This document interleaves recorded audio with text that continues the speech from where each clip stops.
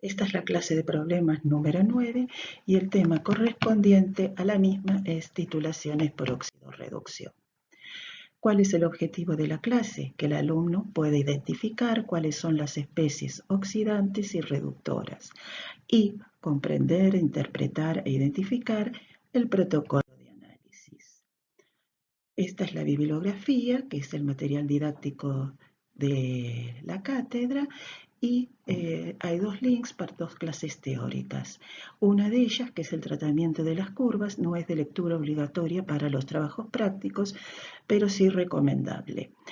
Y la otra, la segunda clase, que son las titulaciones propiamente dichas, sí es de lectura obligatoria. Y en la guía de problemas está la ejercitación, que va a ser el tema de la clase. Bueno, entonces el contenido va a ser la resolución de los problemas número 11, número 14, 17 y 18 de la guía de problemas edición 2020 del capítulo de Redo. Bueno, vamos a resolver el problema número 11. Primero veamos cuál es el procedimiento que se efectuó. Se trata de una muestra sólida que contiene pentóxido de arsénico, arsenito dibásico de sodio y material inerte. Luego de la pesada en balanza analítica, se la disolvió y se le ajustó el pH con bicarbonato de sodio. En la bureta se colocó la solución valorante, que es una solución valorada de yodo, y se realizó la titulación hasta alcanzar el punto final, que va a estar dado por el exceso de yodo, que es de color amarillo. En este caso no se agrega almidón. Acá todo el arsénico 3 se convirtió en arsénico 5. A continuación, a la muestra, al mismo Erlenmeyer, se le agrega solución de ioduro de potasio y ácido clorhídrico. Se deja un tiempo prudencial que corresponde y se libera yodo. Este yodo liberado va a ser titulado con una solución valorada de tiosulfato de sodio. Y el punto final va a estar dado por la desaparición del color. Bueno, ahora veamos cómo realizaremos los cálculos. En la primera parte del análisis vimos que era la titulación empleando yodos valorado. Esta es una titulación directa, o sea que los cálculos a realizar son muy sencillos. Lo primero que debemos hacer es plantear las ecuaciones químicas que nos dicen qué es lo que está ocurriendo. El yodo va a ser reducido por acción del arsenito que se oxida. La muestra tiene arseniato. Este ya no puede oxidarse más porque está en su número máximo de oxidación, el arsénico acá, por lo tanto no va a reaccionar el yodo. Estamos contestando una de estas preguntas. ¿Por qué empleamos bicarbonato?, se preguntan. Bueno, como vemos, cuando igualamos la ecuación química, acá se generan dos protones. El arsenito reduce al yodo, pero el arseniato oxida al ioduro. Por lo tanto, si yo quiero que esta reacción ocurra en un solo sentido para poder valorar el arsenito, tengo que neutralizar estos protones para favorecer la formación de arseniato.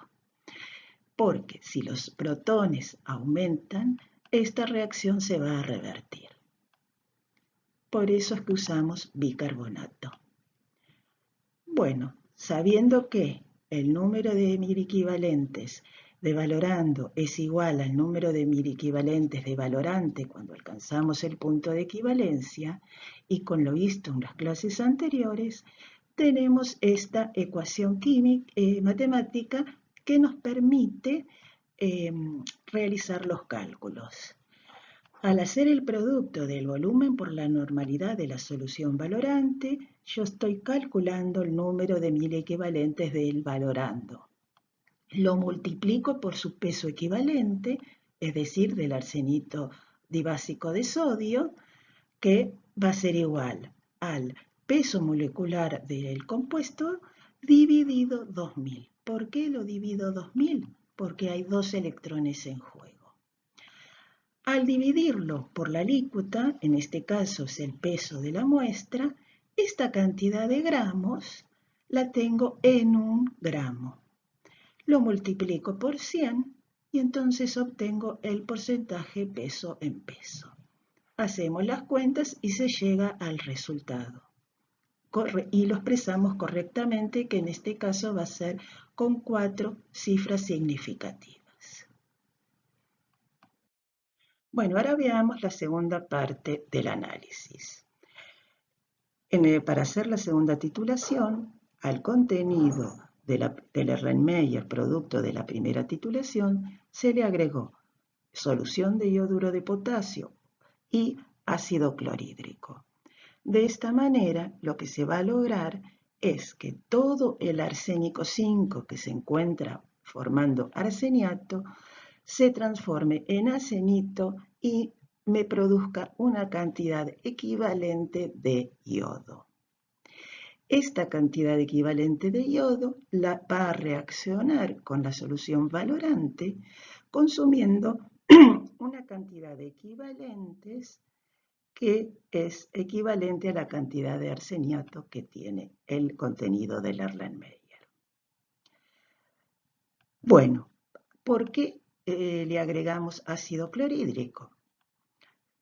En este caso, la redox, la semiecuación de la reducción del arseniato, consume protones. Por lo tanto, para evitar que esta reacción sea reversible, por lo que vimos en el paso anterior, esta titulación la hago en medio ácido. Al aumentar la concentración de protones, desplazo el equilibrio hacia la formación de arsenito. Tengo que evitar la reversibilidad de la reacción, porque en caso de ocurrir en forma parcial, el resultado que obtendré será erróneo. Es decir, que en este caso es una titulación indirecta. ¿Por qué? Porque la especie que estoy valorando, que es el arseniato, no reacciona con el valorante, que es el tiosulfato. Se cumple entonces que el número de miliequivalentes de tiosulfato es igual al número de miliequivalentes de yodo generados y es igual al número de arseniato total, porque recordemos que acá estamos titulando el arsénico 5 propio de la muestra y el arsénico 5 producto de la oxidación que hicimos en la primera titulación. Bueno, para calcular el porcentaje tenemos que saber cómo vamos a calcular el peso miliequivalente del pentóxido de arsénico. Por definición de miliequivalente, podemos decir que va a ser 1/2 del peso molecular del pentóxido de arsénico dividido 2000. ¿Por qué? Porque hay 2 electrones puestos en juego. ¿Por qué medio mol? Bueno, tenemos que tener presente que en el pentóxido de arsénico hay 2 átomos de arsénico, cada uno de los cuales me generó 1 mol de arseniato cada uno. Por lo tanto, cada arseniato va a liberarme va a consumir 2 electrones en esta reacción. Es decir, que el pentóxido de arsénico, 1 mol, va a recibir 4 electrones. Por eso, es medio mol, 2 electrones.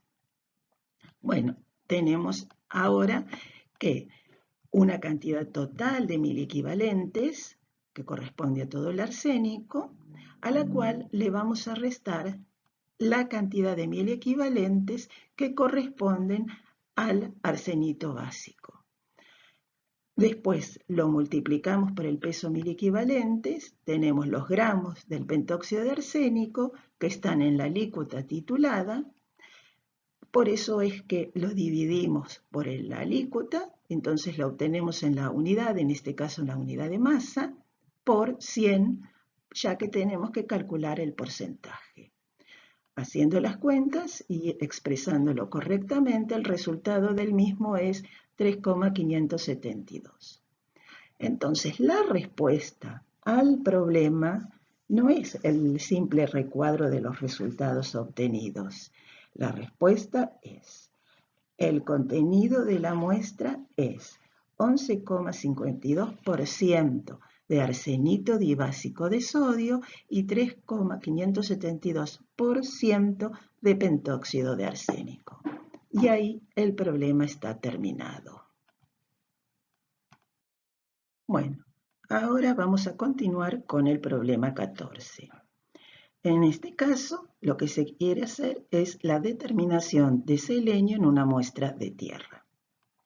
Se hace un tratamiento previo para que todo el selenio se hidrolice y esté como selenito.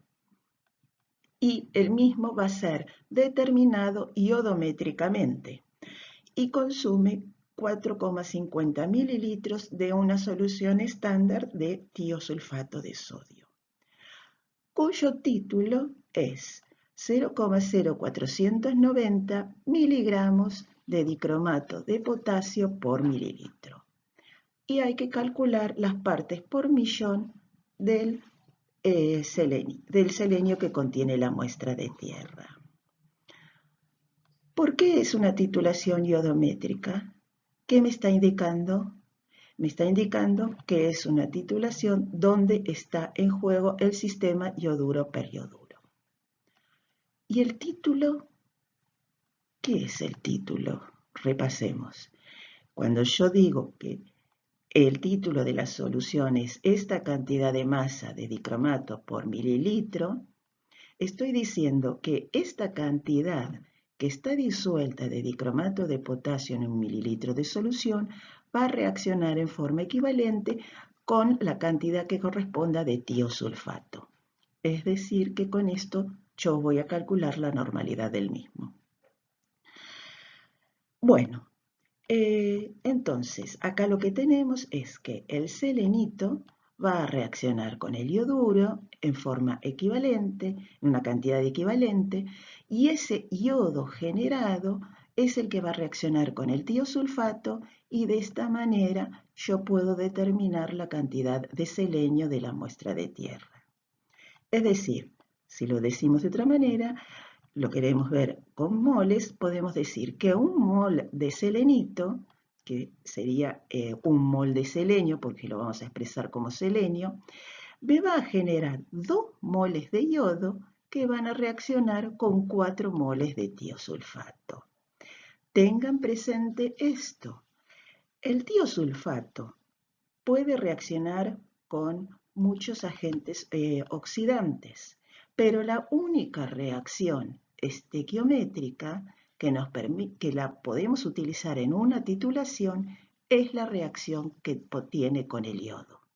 Las demás reacciones no son estequiométricas por la forma en que reacciona el tiosulfato. ¿Y el dicromato? ¿Qué pasa con el dicromato?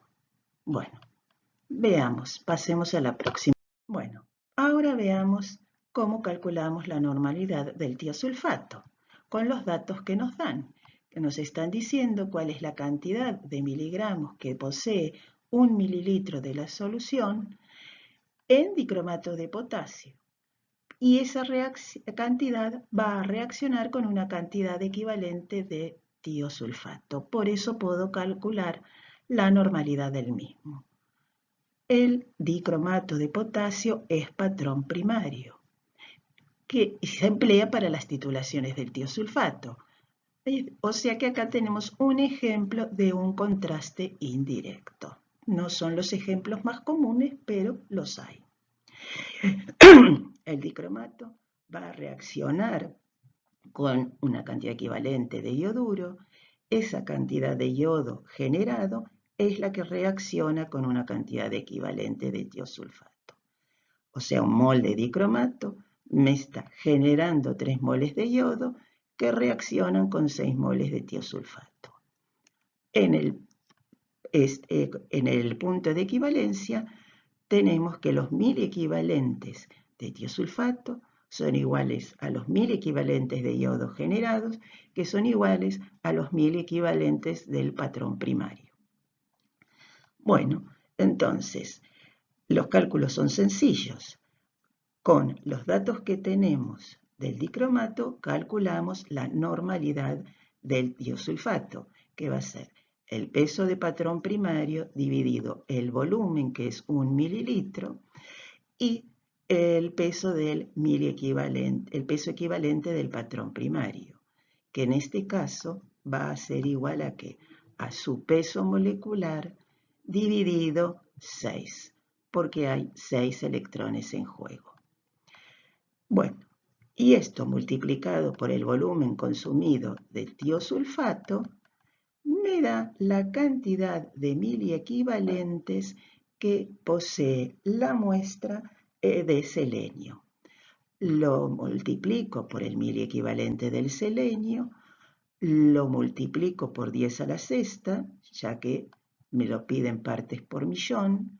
Recordemos que partes por millón son microgramos por gramo, microgramos por mililitro. Y lo divido por el peso de la muestra. Y así voy a obtener el resultado, que es 8,88 partes por millón. Y de igual manera que en el caso anterior, escribimos la respuesta, que es la muestra de tierra contiene 8,88 partes por millón de selenio. Y ya hemos finalizado la resolución de este problema.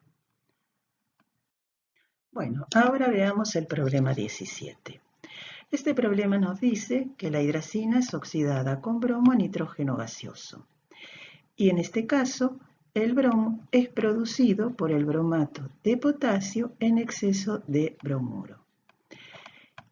Y también me dice qué volumen necesito de bromato de potasio valorado para oxidar la hidracina que se encuentra en 25 mililitros de muestra, y hay que calcular la cantidad de gramos por litro que posee la muestra de hidracina.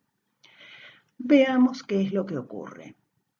Acá planteamos los equilibrios redox y nos encontramos con que 2 moles de bromato me van a reaccionar con el bromuro que yo puse en exceso, generando 6 moles de bromo. Es decir, 1 mol de bromato me está generando 3 moles de bromo.